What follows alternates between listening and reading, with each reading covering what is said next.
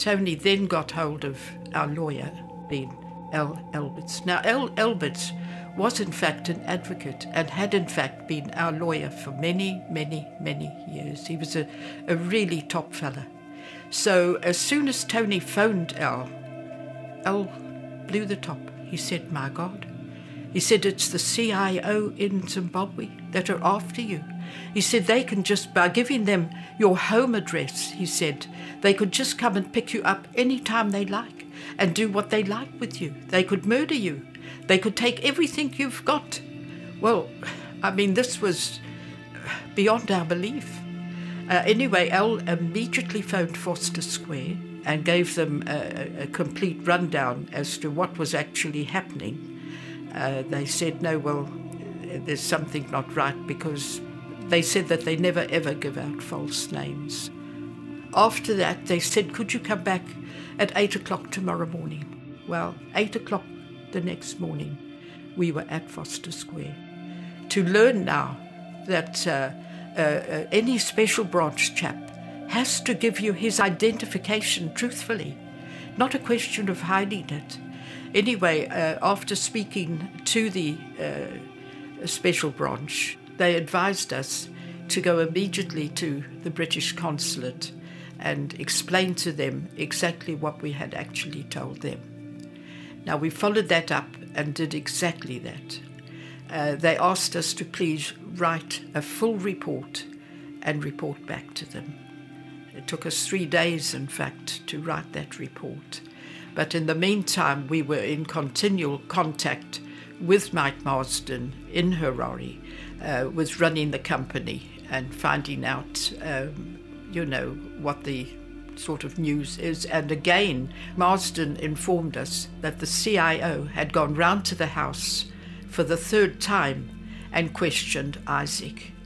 And so that really put even more fears after experiencing that the chap Bruce was in fact also a Zimbabwe CIO. You know, Tony took it very serious because he thought that what Marsden was telling him was in fact the truth. It really did put the fear up Tony, and so he felt that we weren't in a position to come back. And Marsden then piled in the agony that we had the house, we got to sell the house, we got to sell the factory and everything. And Tony thought, well, if we can't go back, perhaps we'd get some money rather than no money. While we were in South Africa, we had to adhere to a very strict currency regulations, because at that time, and I think our actual allowance to be taken out of Zimbabwe on holiday was exactly £80 in value. And so we had no money at all. And I think Tony did phone our bank to find out that in fact there was no money in the bank either. I think he questioned Marsden as to why there was no money in the bank.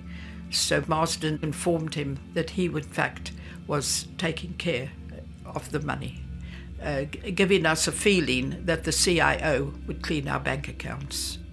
And also he would phone up at 10 o'clock at night giving us some more. Well, the CIO have just been round to your house and they're still looking for Stephen. Do you know where Stephen is? And so on. We were very frightened. You know, to go back now and be arrested and put in Chikarubi certainly wasn't, he was very stressed. Because El said to us, he said, if you go back to Zimbabwe right now, he said, they will arrest you. So his advice, in fact, to us was not to go back to Harare at all. So we then, got tickets and came back to the UK. Tony's cousin, Frida, was very, very kind. She offered us the little cottage that she had on the farm, and we were able to stay in that cottage until we were able to sort ourselves out completely free of charge. It was just a question at that time of finding fuel to move around and also food to feed ourselves and also to pay the electricity that we had used during that time. And it was at that time that Tony actually contacted Serge, made an appointment. We went up to Serge, and Tony put the cards on the table as to what our predicament was, and was it possible to be able to do any work for them. And about a week or maybe 10 days later, Serge came back to Tony and said yes, that they would, that he could put in a milking machine in West Wales. And so from then on, we went down to West Wales now to find accommodation, and we decided to stay in the caravan parks. Now, the caravan, we were there from Monday to Friday, and Friday we went back to Frida's cottage. And the caravan cost us £50 a week. That included electricity and our ablution box. And so we were able to make our own food and go to work through the day, where Tony was actually installing the milking machine. When Eileen came over, we did our very best to help them as well. I think Tony actually asked Serge if it was possible for Dave to give him help, and so it was granted, and until we had completed the work there. The work from Serge really was a godsend.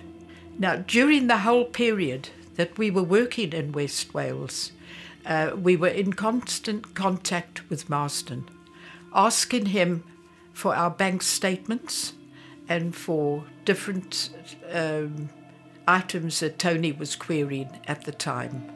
And on all accounts, Marsden would give us nothing. He wouldn't give us any of our bank statements for the whole period until I returned, which would have been January in 1990. But I listed the monies, which I think I got the information from John Chiquita. And also I got letters from Courtney, the driver, sending me photocopies of the cheques. Courtney had to cash in, and he gave Courtney an address as to where to take the money. And the amounts were like $10,000 and $5,000 at a time. You know, he just paid for everything, but he took the money out, even the holiday money for his family, for the world tour.